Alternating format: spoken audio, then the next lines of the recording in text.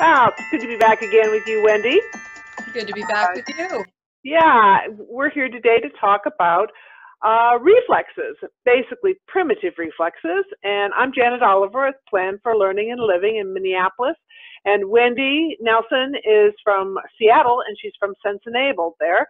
And we are interested forever and ever in sensory motor reflex development and human development overall. So we can just start right in. We're going to talk about reflexes generally and specifically. So why don't you start off, Wendy, and get us started?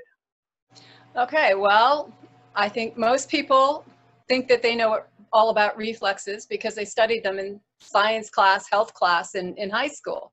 So they think, you breathe, you blink, your heart beats, that's it. That's the reflexes.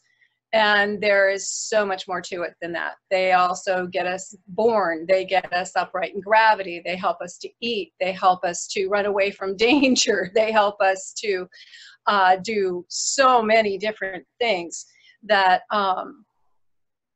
we just take for granted. We don't even think about it. I think what surprises people, because our hearts are beating and our lungs are breathing and our eyes are blinking and we're swallowing, we don't consider the fact that maybe reflexes don't always work the way they should, that maybe there might be problems with them, or that it is something that can be changed. It is something that can be mitigated or fixed, if you will. Because they don't think about them being broken, they don't think about them impacting them in other ways. So I think what our work does is inform people that yes, there's more to reflexes than breathing and blinking. But there's also one of the areas of reflexes too that people don't understand is that they help develop your sensory system in many ways, and especially your body senses. And if it's a feedback system, it's not one is ahead of the other. They really are helping each other. Sensory helps the reflexes, and the reflexes help the sensory, and those help you to develop. It's a feedback system. And what I often find people are confused about is we talk about, some people understand in primitive reflexes that something can be retained or persistent, meaning that it never went the typical development. It didn't get controlled by the upper brain into voluntary movement. It's just triggered automatically, and that's very common. However, a lot of people don't understand that when you have a problem with any motor or sensory issue, you can go back to how it originally developed, which was through the reflexes. So you may not have a retained reflex, you may have had an accident, but you can use those same patterns to rehabilitate and remediate issues that come out of other kinds of trauma that you might have. Right. Yeah. Yeah. And I think people so often, because these things happen early in development or don't happen early in development, they think that's just the way I am. I've always been this way, right? I have always been this way. It is the way I'll always have to be, because they don't know any different. They haven't, their bodies have never responded any differently. They probably don't know that it's a reflex problem. Well, that was me. I had a traumatic birth, and I was just filled with persistent reflexes. And just real quickly to define primitive reflexes, they're the reflexes that we only have typically when we're very young, and they are then inhibited and then integrated into the system as you get older. They're motor programs that happen automatically with some sort of sensory stimuli. So I just want to make sure people understand what we're talking about, because some people don't know that. But I had a traumatic birth. One of the reasons I love this work so much is it really, really helped me so very much, because I had very hyperactive birth reflexes, or hypoactive, as in the case of the Perez reflex. My Perez reflex was not there, and it caused all kinds of problems with me physically and even emotionally. So these things do have tendrils that go out into many different directions. So they're important throughout life, not just, even though they're there in development when you're young, if they're persistent, they're throughout life. And if you have a trauma, you can use those same patterns to bring back that earlier developmental pattern that you had. Right. Yeah. The example I like to use, which seems to resonate for a lot of people, is the Moro reflex. That one where you see the baby startle when it hears a big noise or it's scared, and they kind of startle like this, and then they come back in. And see my YouTube on Moro reflex. The Moro reflex, but as you develop, that should become integrated, and the startle isn't so big, and you have a choice as to how to react, and it ties into that whole fight, flight, or freeze response. So you get people who retain that, who it's still there in the body. You get people who are anxious, who startle at big noises, who have that large startle reaction that they can't control, because for them the body is saying, it's a bear, you're gonna die, you better run. I was that person, see, for a long time. I was that person. Every time it was a sound or someone touched me, I would startle, a bodily startle so high that I was really afraid I might hurt someone, because my arms would go up in full reaction. If someone's behind me, well, look out. And after you're getting that integrated, inhibited and integrated in my system, so much more energy. I mean, it's amazing how much energy that was taking out of me, because I would startle maybe 4 times a day even, and then be like 20 minutes, half an hour of calming down, because I would even time myself. How long does it really take me to calm down with this? Long time. So yeah, and it's a bodily driven response. I've had people jump out of chairs, right? I mean, it can be a huge response, and some people have anxiety along with it. Depression. They don't feel like they can control their own response.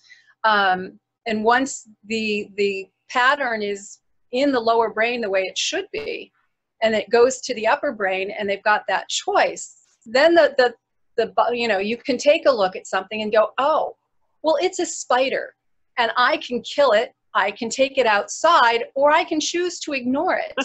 But I have a choice now as how I'm going to respond to that trigger from the environment. So it makes a big difference for people. Yep. And I want to mention something else about reflexes. There are different types of reflexes. People don't always know. There are what we call the primitive reflexes, which are developed in utero and are part of the birth process often. And then there are reflexes that some people call them different names. That's a problem in our field. People make the divisions. Nature doesn't care about where the line is on these motor patterns. We make those lines, we make the names, we make the associations, because that's what humans do. But we, on this, the later ones sometimes are called other things. But I like developmental reflexes, because often reflexes are still working through an entire childhood, and then we have a group of lifelong reflexes that just are there for us. And some people make a special category of postural and all these other things.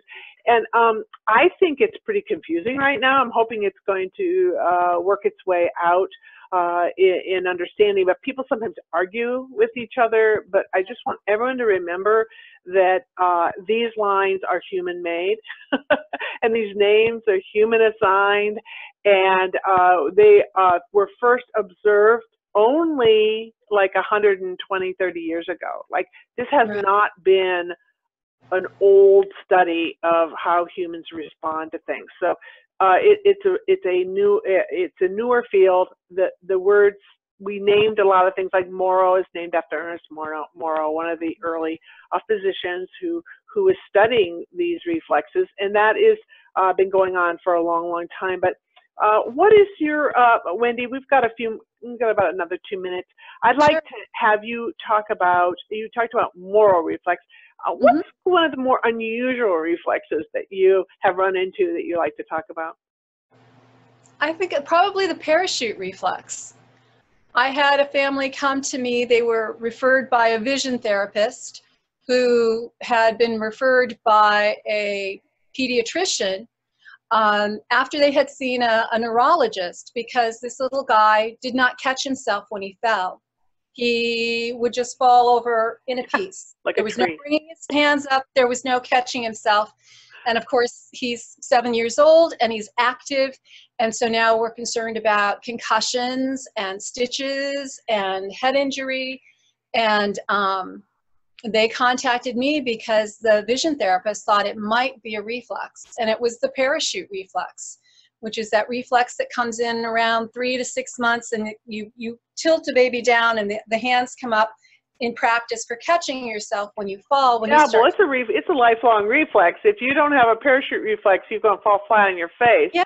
And some people have hypoactive ones, and they still fall flat on their face. I work with that with all ages. Right. And for lots of reasons. And it's amazing that people aren't really aware of it, because if you don't have a good parachute reflex, your bottom brain, your unconscious brain, is always worried you're going to fall on your face. Yeah. Because your body knows you.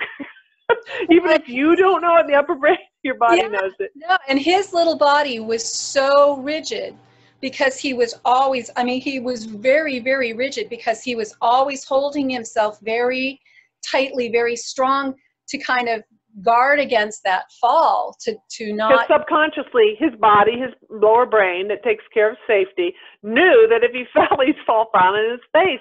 Now, he didn't consciously know that, but he was his body was reacting in that way. His body was trying to keep him safe. Yeah. So after working with him for about maybe 2 months, it came in. It was ready. It was there. It was just waiting for that pattern to be introduced and to be brought in. So that's one that it was interesting, because even his pediatrician was like, "This is what?" She wasn't familiar with the parachute reflex. So that's one I found that one very interesting to work with. Very beginning talk. We're trying to keep these short, and we will. Oh, something happened with my headphone too. So just in time. So we're gonna sign off, and we'll be seeing you in just a few minutes because we're gonna do a few more of these. All right.